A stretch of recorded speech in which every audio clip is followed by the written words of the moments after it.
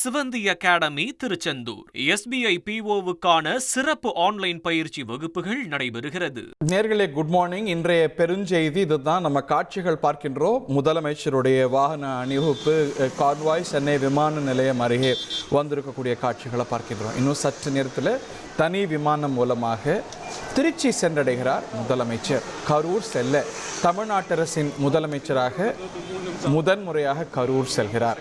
It is symbolic in a lot of ways. கடந்த முறை அவருடைய மக்கள் சந்திப்பு தடைப்பட்ட இடம் கரூர் தான்.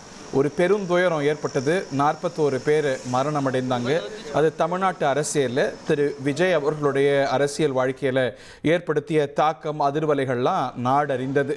அதற்கு பிறகு தமிழ்நாட்டு அரசின் முதலமைச்சராக கரூர் புறப்படுறதுக்கு சென்னை விமான நிலையம் முதலமைச்சர் கான்வாய் வாகனம் வந்து அடைந்திருக்கக்கூடிய காட்சிகளை பார்க்கின்றோம். ஒரு டேஜாவுன்னு சொல்லுவோம்ல, இது எப்பயோ நடந்த மாதிரி இருக்கே அப்படின்னா செப்டம்பர் 27 கடந்த ஆண்டு நினைவுக்கு வருவது.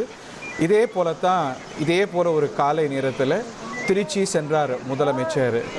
கரூர் செல்ல திருச்சியிலிருந்து பெரும் கூட்டம், சாலையின் இரு மருங்கிலும் மக்கள் பெருமளவுக்கு கூடியிருக்க அவர் கொங்கு மண்டலத்திலேயே சில மாவட்டங்களுக்கெல்லாம் சென்று கரூர் மாலை சென்றடைந்தார். அன்று மாலை நடந்த விஷயம் தமிழ்நாட்டு அரசியல் வரலாற்றில் இன்னும் பல காலங்களுக்கு பேசப்படும். அதோடைய அதிர்வலைகளை இப்போ கூட நம்ம பார்க்குறோம். அப்போ கூட முதலமைச்சர் சொல்லியிருந்தார், நான் கரூர் நிச்சயமாக வர்றேன். ஏன்னா அவர் அந்த விக்டிம்ஸ் எல்லாம் சந்தித்தது சென்னையில் தான். அதற்கு தமிழக வெற்றி கழகம் இன்றைக்கி அமைச்சர்களாக இருக்கிறவங்க கூட சொல்லக்கூடிய காரணம், அப்போது முதலமைச்சர் கரூர் சென்று அங்கே பாதிக்கப்பட்டவங்களெல்லாம் பார்க்கறதுக்கு முயன்றார்.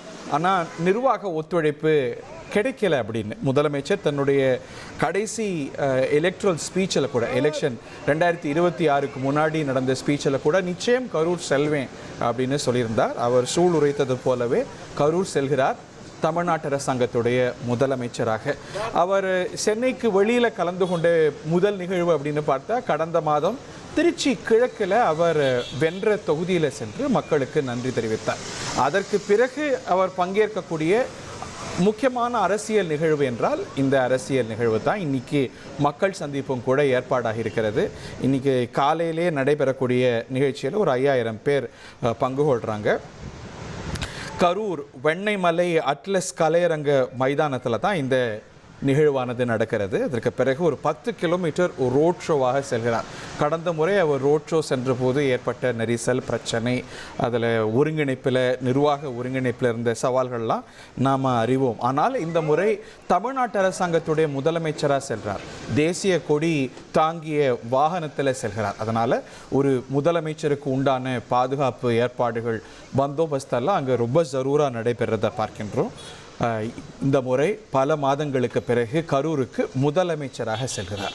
சிவந்தி அகாடமி திருச்செந்தூர் SBI PO-வுக்கான சிறப்பு ஆன்லைன் பயிற்சி வகுப்புகள் நடைபெறுகிறது.